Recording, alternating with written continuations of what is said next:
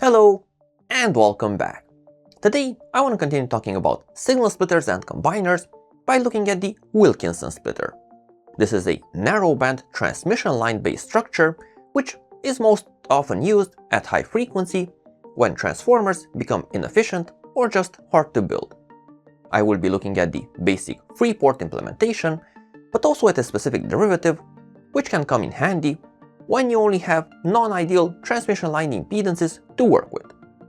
So if you're curious about that and much more, then keep watching.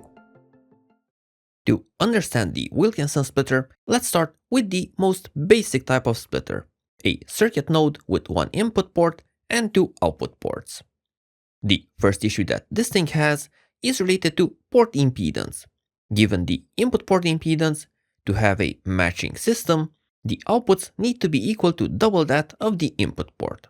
However, if we want to achieve equal impedance on all of the ports, there are two main transmission line based implementations we could use, both working around the quarter wavelength transformer. So we can either put the transformer before our junction and use it to transform the input impedance to half its value using a line of input impedance divided by the square root of 2, or we could put the transformer after the junction and transform double the input impedance to the output using a set of lines of input impedance times the square root of 2. To simply match all of the ports to the same impedance, both implementations will work. However, the other important characteristic of a good signal splitter is port isolation. With the left side implementation, the two output ports are directly interconnected, so not much isolation can really be achieved. But if we look to the right side, the two ports aren't just separate, they are also separated by a total of a half wavelength transmission line. And this is the key to the Wilkinson splitter. If we move to the simulator, first we can check our structure as it stands. So with a 50 ohm signal source connected to a couple of 50 ohm loads through a set of transmission lines, where the impedance is 70.71. If we run this, and we check the input side, we can observe that this is matched to our system at the frequency where our line length is a quarter wavelength, so 100 MHz in this case. And while the two outputs are at -3 dB at the same 100 MHz frequency. But more importantly, there is no phase shift in between them, so they are at 0 degrees. Now, if we perform a isolation test, so we inject in one of the outputs and look on the other one, well, as expected, the other output still sees a significant amount of signal. But more importantly, the signal in this point, compared to our reference, is 180 degrees phase shifted. So, like with the transformer splitters, we could add a resistor in between these two ports to try and absorb the unwanted signal. And this should not impact the useful signal, which is 0 degrees phase shifted.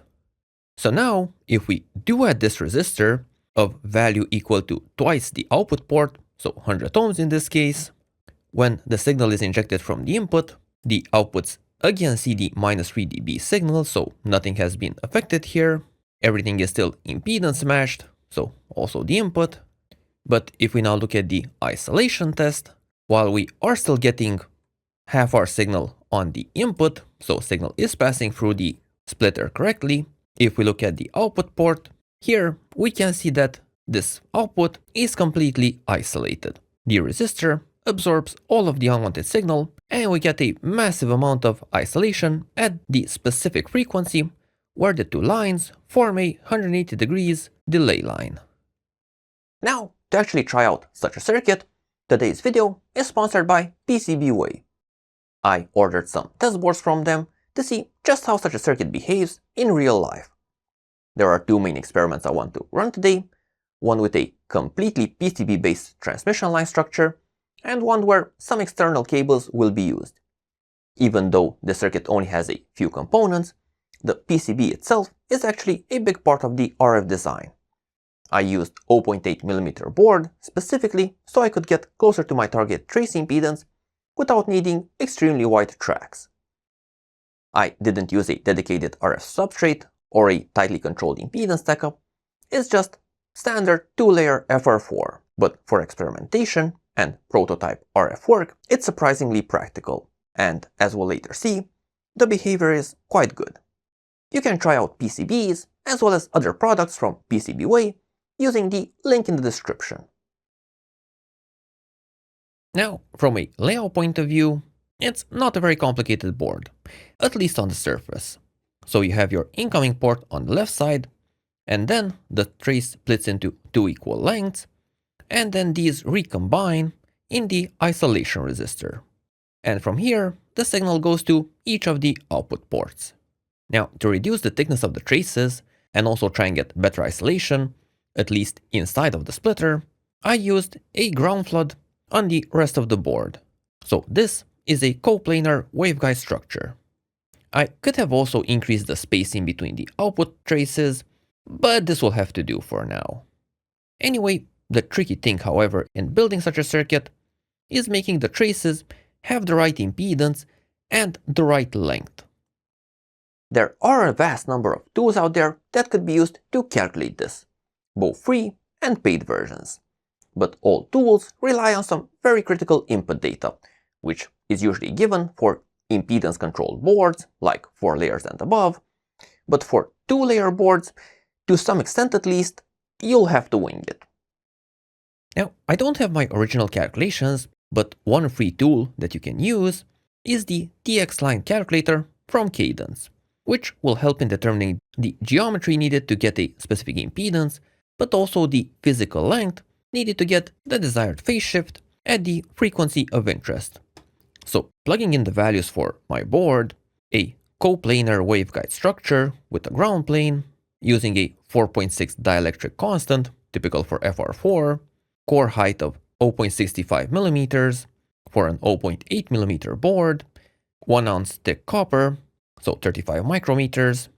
The gap to ground in between the trace and the ground plane is 1 mm, and the target impedance of 70.7, and finally the electrical length of 90 degrees at 1.09 GHz, we get a trace width of around 0.57 mm and the length of 39.1 mm.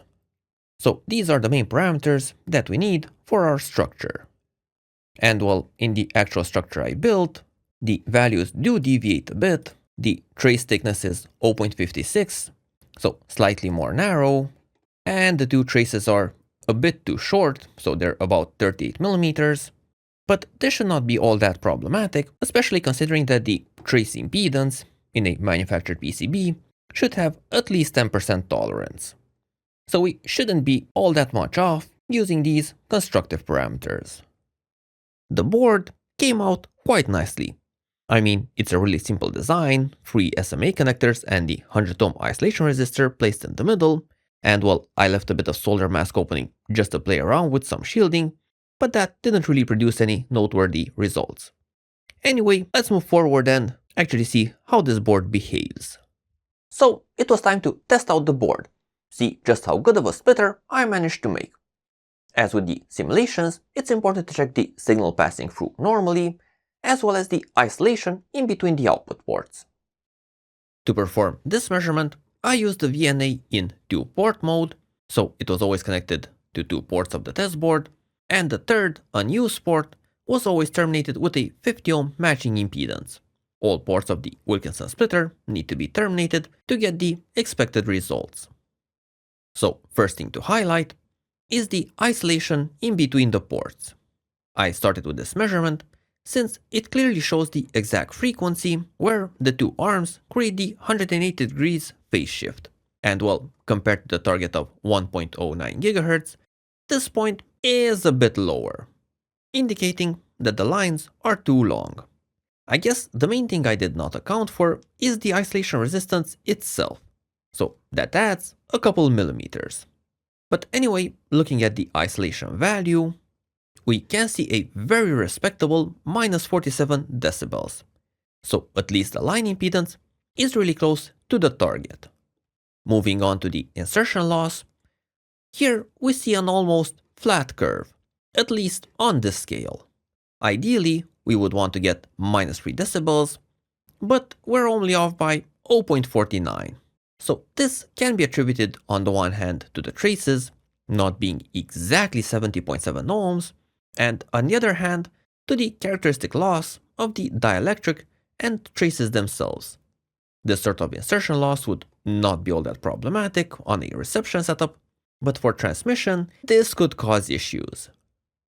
Now, as long as you're working with relatively high frequencies, the easiest implementation is to have the transmission line structures built directly on the PCB substrate.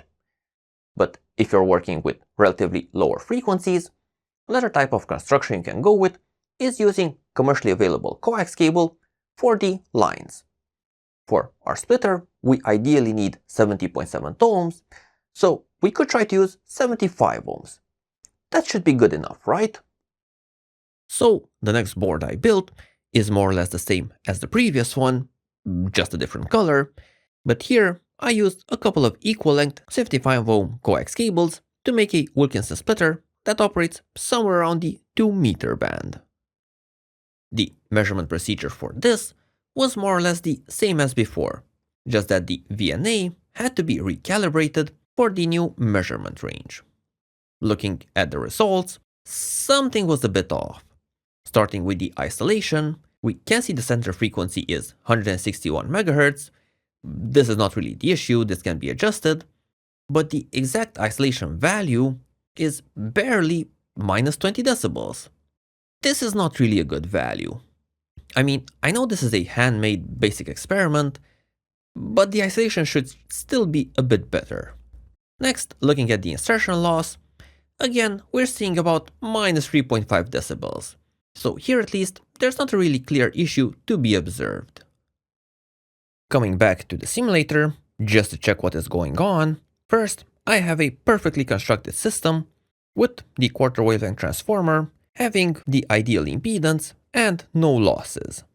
And well, with this system, the insertion loss is exactly minus 3 dB. And well, even if we move away from this frequency, we're only getting about minus 3.5. So this specific parameter is not something to worry about too much. Now, looking at the isolation, as before, we are getting extremely high values at our target frequency. Now, if our parameters deviate, say we use 75 ohms, the insertion loss is more or less the same, so this doesn't change by a lot. But if we compare isolation, well, this has been significantly affected. From a minus a lot value, we are only at around minus 30. But we could get closer to minus 20 if our transmission line is way off. So with a 90 ohm transmission line, the isolation is only minus 18.5. And well, if we finally come back to the insertion loss and compare all three circuits, we are seeing a more significant insertion loss, but still close to the minus 3 point. So while you could build your splitter with any line, the more you deviate from the ideal impedance, the more your properties will be off. In reality, the line I used is indeed closer to 90 ohms. It has quite a substantial amount of tolerance. But regardless, this brings an interesting question. What if you don't have the ideal transmission line impedance? Can you still make a well-matched high isolation Wilkinson splitter? Well, as it turns out, yes you can. But you need a few capacitors and you need to adjust the line length a bit. So while researching this video, I came across this paper where the issue of shorter than quarter wavelength splitters is analyzed. The conclusion of the authors is that you can make a Wilkinson splitter much shorter, even down to a 1/12 of a wavelength. But this is done by making the lines to have higher impedance and by adding a set of capacitors, two equal value ones on the output side and another on the input side. So for more information, I highly recommend this paper, as well as the Microwaves 101 article on the subject, where the corrected formulas are also highlighted. So this article also gives a name for this structure, so you can either call it a capacitively loaded Wilkinson or the Scardelletti power divider.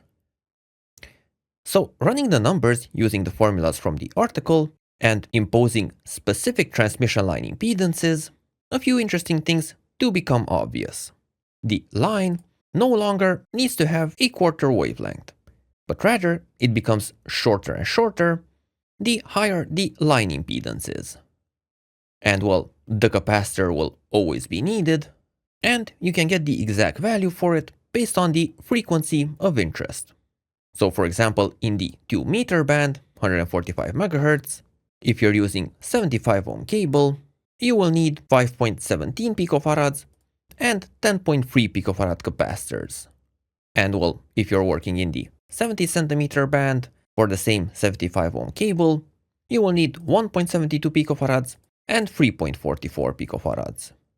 And while the calculations can be redone for any other frequency and any other transmission line impedance. To try this principle out, we can look at our splitters working with 75 and 90 ohm lines, but using the calculated capacitances and the lengths adjusted to work at 100 MHz. So if we simulate these and we look at the performance, so starting with the reference circuit, the 75 ohm line and the 90 ohm line, insertion loss is back to the ideal value. So we can get our -3 dB point. But this time, if we zoom out, we can see a strong low-pass behavior appearing. Above the target frequency, we see that insertion loss sharply increases. And it increases more the larger the transmission line impedance is. So the red line is for the 90 ohm splitter. Next, if we look at the isolation results, and again we compare our reference to the 75 ohm and 90 ohm circuits, we are seeing the extremely high levels of isolation, but the bandwidth is getting more narrow. So the main downside of doing this sort of circuit, as is mentioned in the paper and also visible in the simulator, is that the more your line impedance deviates from the ideal value, the smaller the bandwidth of the circuit becomes. So the Wilkinson splitter is a narrowband circuit to begin with, but making this sort of capacitively loaded splitter makes it even more narrow. To test this idea out, I left the transmission line board as is, so no length adjustments were made, and while not very visible, I added 4 equal value capacitors, 1 on each output and 2 on the input.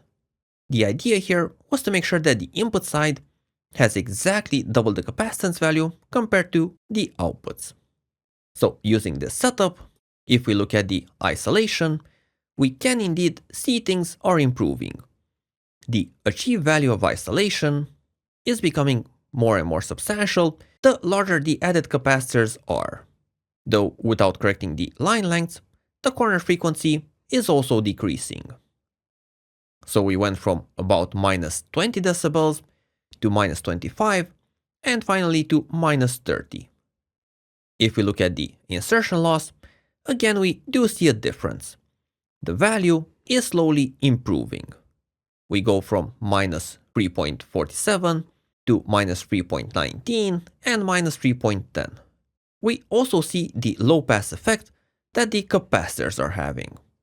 So without any capacitors, the worst we get is still around -3, but with the capacitors added, precision does become paramount, since loss sharply increases away from our target frequency. Now, ideally, I would need even larger capacitors than these ones, but this set of measurements was enough to prove that the Scardelletti splitter is indeed better when the lines have higher than needed impedance. In the end, both the Wilkinson splitter and its various derivatives are widely used transmission line structures applied in various signal and power processing applications. While obtaining the right transmission line impedance is usually possible on a PCB substrate, when you're working at relatively low frequencies, the capacitor-loaded variation can become quite useful. This will allow you to get both very low insertion loss and very high isolation even with non-ideal 75 ohm or higher impedance cable. Just make sure to also adjust the length. So, with that said, hope you enjoyed this video, and if so, there are more similar videos on my channel that you might want to check out. And if you want to be up to date with my latest releases, also consider subscribing. See you next time. Bye bye.